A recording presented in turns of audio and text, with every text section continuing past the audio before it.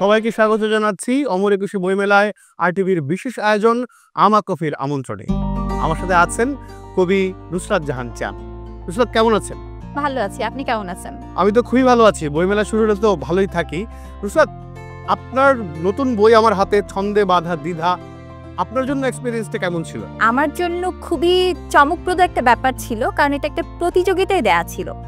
ও অনূর্ধ্ব 40 যে তরুণ কবি লেখকদের জন্য যে প্রতিযোগিতাটা করে, এটা কবিতা বিভাগে যে 5 জন নির্বাচিত হয়েছে তার মধ্যে আমি একজন ছিলাম, সেই পাণ্ডুলিপি। তো আমার জন্য এটা খুবই আনন্দেরও ছিল। অভিনন্দন, অনেক অভিনন্দন। নুসরাত, আপনি যখন লেখালেখিটা শুরু করেছেন, মানে আপনার লেখালেখির প্রক্রিয়াটা আসলে কেমন? মানে আপনার কি কোনো নিয়মিত রুটিন আছে, না অনুপ্রেরণা এলে আপনি লেখেন? আমার আসলে রুটিন আছে। আমি নিয়মিত পড়ি এবং লেখার চেষ্টা করি। প্রতিদিন কিছু না কিছু লিখি, 2 লাইন হলেও লিখি। আর আরেকটা ব্যাপার হচ্ছে যে ওই যে বলে না ভাবিলে লেখা, সেটাও হয়, ওটা একেবারেই বাদ দেওয়া যাচ্ছে না। আচ্ছা, আপনার কি রাইটার্স ব্লক হয়? মারাত্মকভাবে। আমি কিভাবে?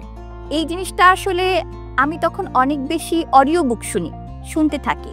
একসময় পড়লে যেরকম লেখার অনুপ্রেরণাটা আসে, শুনলেও আসলে অনেক সময় চলে আসে। দারুণ ব্যাপার। এই বইটা পড়লে কবিতার পাঠক যারা, তারা আসলে কি পাবে? আনন্দ পাবে আশা করি। আর আরেকটা জিনিস পাবে, সেটা একটু ধাক্কা পেতে পারে, কারণ এখন আসলে ছন্দ নিয়ে কাজ একটু কম হয় তুলনামূলকভাবে। নতুন কিছুর পুরনো জিনিস আসলে নতুনভাবে উপস্থাপন করার একটা চেষ্টা। আপনার লেখালেখিটা শুরু হয়েছিল কিভাবে? আমার লেখালেখির শুরুটা হয়েছিল ঈর্ষা থেকে। আমার মেজো ভাই আমির খুশরু সেলিম, উনি লেখালেখি করতেন ছোটবেলা থেকে। তো ছোটদের কাগজ নামে একটা পত্রিকা বেরোতো, যেটা লুৎফর রহমান লিটন বের করতেন। তো ওখানে হচ্ছে পুরস্কার পেত, এবং অ্যাঙ্করমেন্টে তোমাদের লেখা পাতাটায় লেখা ছাপলে গুঁড়া দুধের প্যাকেট দেওয়া হোক। তো ও পাচ্ছে, আমি কেন পাচ্ছি না, এই যাতনা থেকে আসলে লেখালেখি শুরু। এবং আমার প্রথম লেখাটা তখন আমি ক্লাস 2-তে পড়ি, ওই ছোটদের কাগজে ছাপা হয়, এবং ছোট ছিলাম বলেই হয়তো পুরস্কার এবং গুঁড়া দুধের প্যাকেটটা বিশাল বড় ছিল। আপনি গদ্য লেখেন, আপনি হাতের কাজ করেন, আপনি একজন উদ্যোক্তাও। আমি জানতে চাই, এই যে এতগুলো জিনিস করেন আপনি, সফলতা আপনার কাছে কি? আসলে সফলতার মানে আসলে আমার কাছে আনন্দ। আমি যদি কোনো কাজে আনন্দ বোধ করি, তাহলে আমার মনে হয় কাজটা সফল হয়, অন্তত আমার কাছে। আর এত কিছু করার আসলে অনুপ্রেরণাগুলো পরিবার থেকে। আমার মেজো ভাই উদ্যোক্তা, এবং তিনিও হাতের কাজ করেন। কারুশিল্পের চিন্তা ভাবনাটা আসলে তার কাছ থেকেই আসা।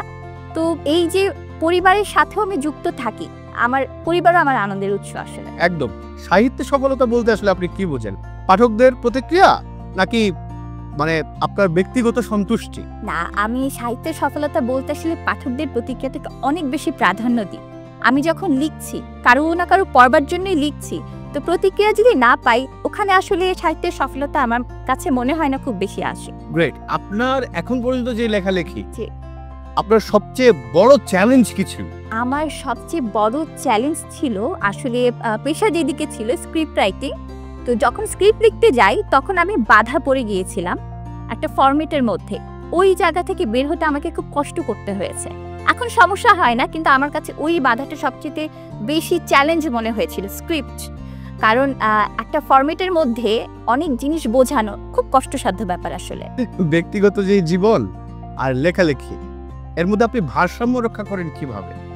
ভারসাম্য রক্ষা আসলে করতে খুব বেশি কষ্ট হয় না, কারণ আমার ব্যক্তিগত জীবনেও আমি এমন একজন জীবনসঙ্গী পেয়েছি, তার সাথে কথাবার্তা আসলে বই থেকেই শুরু হয়েছিল। এ কারণে যখন আমরা একসাথে থাকি বা বাইরে যাই বা লেখালেখি সূত্রে সবকিছু মিলেমিশে আসলে ভারসাম্য রক্ষাটা হয়েই যায়। পাঠকরা যদি আপনার এই বই থেকে একটা জিনিস মনে রাখতে চায়, সেটা কি হবে? আসলে কি বলতে চান? সেটা আসলে মনে হতে পারে যে আনন্দের মধ্য দিয়েও ব্যথার অনুভবটা হয়তো তাদের মনে থাকবে। এখন কি কাজ করছেন এবং লেখালেখির ভবিষ্যৎ পরিকল্পনা জানতে চাই। আচ্ছা, পেশাগত দিক দিয়ে এখন নিজের উদ্যোগের কাজটাই করছি। আমার উদ্যোগের নাম নির্বাচিতা। ওখানে নতুন কিছু জিনিস নিয়ে কাজ করবে, বিশেষ করে রিসাইকেল প্রোডাক্ট নিয়ে কাজ করবার ইচ্ছা, তো ওই কাজগুলো চলছে। আর লেখালেখির ব্যাপারে একটা গবেষণামূলক লেখা লিখছি, সেটা হচ্ছে আমাদের এই উপমহাদেশে গয়না শিল্পের ব্যাপারে। তো ওটা নিয়ে একটু বেশি পরিমাণ কষ্ট করতে হচ্ছে, কারণ আমাদের এই বাংলাদেশের গয়না শিল্পটা অনেক ঐতিহ্যবাহী হলে এই নিয়ে কাজ আসলে একটু কম। এই কারণে একটু কষ্ট করতে হচ্ছে।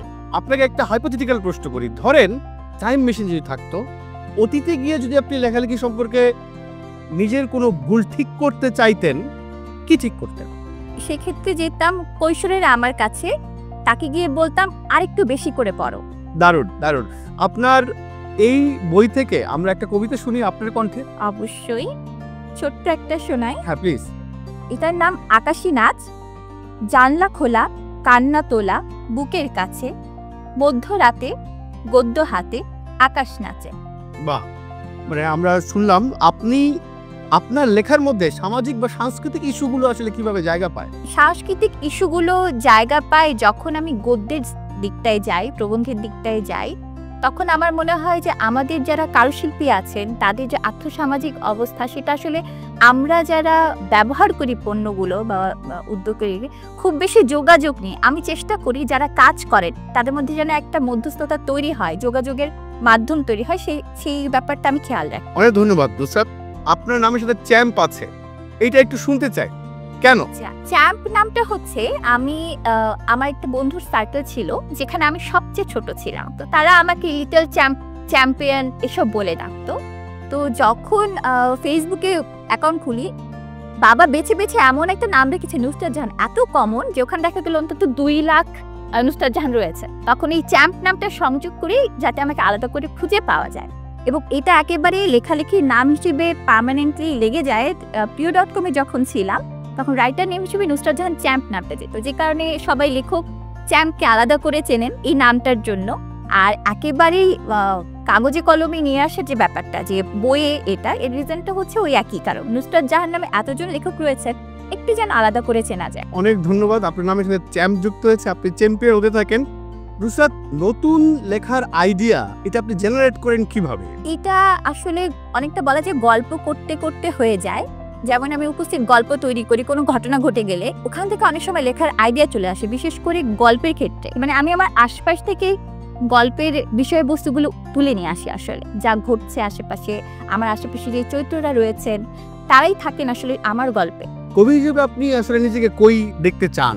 কবিতার ব্যাপারটা একটু স্পর্শকাতর আমার জন্য। এটা আসলে লেখা শুরু করেছিলাম একেবারেই নিজের জন্য, কখনো এরকম প্রকাশ হবে, বই হবে এরকমটা কখনো ভাবিনি।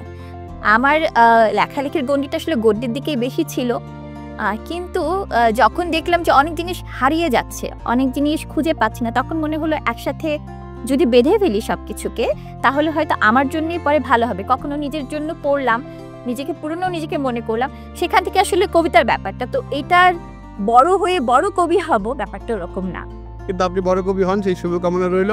আমরা একটা র্যাপিড ফায়ার রাউন্ডে যাচ্ছি। প্রথম শব্দ প্রেরণা। বড় ভাই। ছন্দে বাধা দ্বিধা। ভালোবাসা। নুসরাত জাহান চ্যাম্প। আমি কোন মৌসুমে বেশি লেখেন? বর্ষাকাল। প্রিয় সাহিত্য চরিত্র? শুভ্র। প্রিয় গান? কোথাও আমার হারিয়ে যাবার নেই মানা। প্রিয় কবিতার লাইন? আমরা দুজন একটি গায়ে থাকি। লেখার জন্য সবচেয়ে প্রিয় জায়গা? আমার ঘর। লেখালেখি জীবনের বড় সফলতা? যখন প্রথম আমার হস্তশিল্পের বইটা বের হওয়া, যেটা নিয়ে আমার গবেষণামূলক কাজ ছিল। লেখালেখি জীবনের বড় ভুল? পড়া হয় খুব কম। স্বপ্ন? মেঘ। লেখালেখির ভীতি? Writers block. প্রিয় লেখক? সত্যজিৎ রায়। প্রিয় কবি? রবীন্দ্রনাথ ঠাকুর। চলচ্চিত্র যা প্রভাবিত করেছে? হীরক রাজার দেশে। মাতৃত্ব? কুচকু। যৌনতা? তাই। অপছন্দ করি? অপছন্দ করি কথা দিয়ে কথা না রাখা। যা বলতে চাই জোরে? আমি বাঁচতে খুবই ভালোবাসি। অনেক ধন্যবাদ। ভালোবাসা নিয়ে বাঁচেন। সবাইকে অনেক ধন্যবাদ জানিয়ে শেষ করছি আজকের আমা কপের আমন্ত্রণে। পরের পর্ব দেখবার আমন্ত্রণ রইল RTV পর্দায়। সবাইকে অনেক ধন্যবাদ।